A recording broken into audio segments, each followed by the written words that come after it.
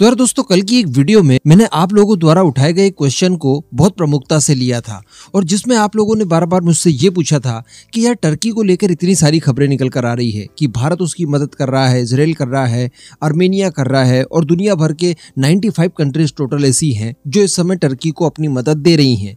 अलग अलग फील्ड में अलग अलग जरिए से टर्की की मदद लगातार की जा रही है। लेकिन क्या सीरिया के साथ यहाँ पर भेदभाव किया जा रहा है?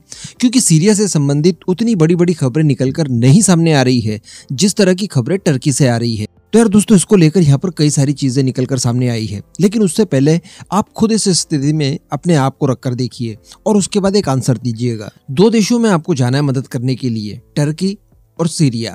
टर्की वो है जो आतंकवादियों को सपोर्ट करता है, लेकिन टर्की के अंदर ऐसी कोई व्यवस्थाएं नहीं है कि कभी भी कहीं भी कोई आतंकवादी घटना हो जाएगी, या यूं कह सकते हैं कि टर्की में कोई भी आतंकवादी बिल्कुल खुला नहीं घूम सकता। लेकिन अगर बात की जाए सीरिया की, तो यार वहां पर तो आपको हर कदम पर कोई ना कोई आतंकवादी मिल सकता है, कोई गारंटी नहीं है। आईएसआईएस सहित दूसरे कई सारे ऐसे सक्रिय आतंकवादी संगठन हैं जो कि इस समय सीरिया में काम कर रहे हैं। अब कौन अच्छा देश है जो कि अपने छोटे से बचाव दल को सीरिया भेजेगा और उनकी जान जोखिम में डालेगा? यहाँ पर किसी भी तरह का कोई पंगा हो जाता है तो क्या वो बचाव दल बच भी पाएगा? क्योंकि ये जो बचाव दल होता है ये अपने साथ हाईटेक वेपन्स वगैरह साथ नहीं ले जाते, बल्कि ये लोग तो बचाव संबंधित जितने भी उपकरण चाहिए होते हैं उन्हें अपने साथ कैरी करते हैं। तो अगर किसी तरह का कोई जोखिम सामने आ गया तो उससे ये बचाव दल अपने आप को बचाएगा कैसे?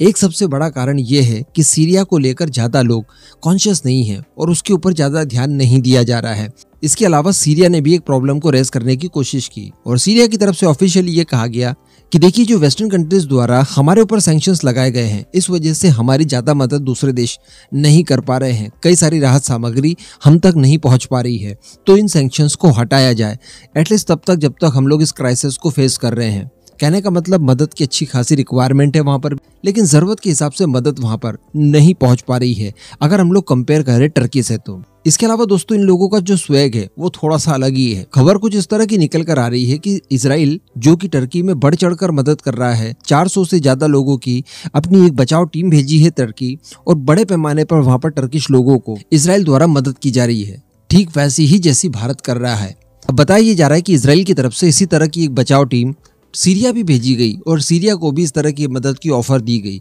लेकिन सीरिया की तरफ से इस सब को लेकर इनकार कर दिया गया और ये कहा गया कि हम लोग इजराइल से मदद नहीं लेंगे। जी हाँ, हम सभी जानते हैं कि इजराइल और सीरिया के बीच में रिलेशनशिप बिल्कुल भी अच्छे नहीं है। पास्ट में युद्ध भी लड़े जा चुके हैं और इन्हीं युद्धों के दौरान सीरिया ने अपने कई सारा लैंड भी खो दिया है इजराइल की वजह से, जिनके ऊपर आज इजराइल का कब्जा है। और इन सब चीजों को लेकर सीरिया की तरफ से इनकार कर दिया कि इजराइल हमारे देश में नहीं घुसेगा, हमें इजराइल की किसी तरह की कोई मदद नहीं चाहिए।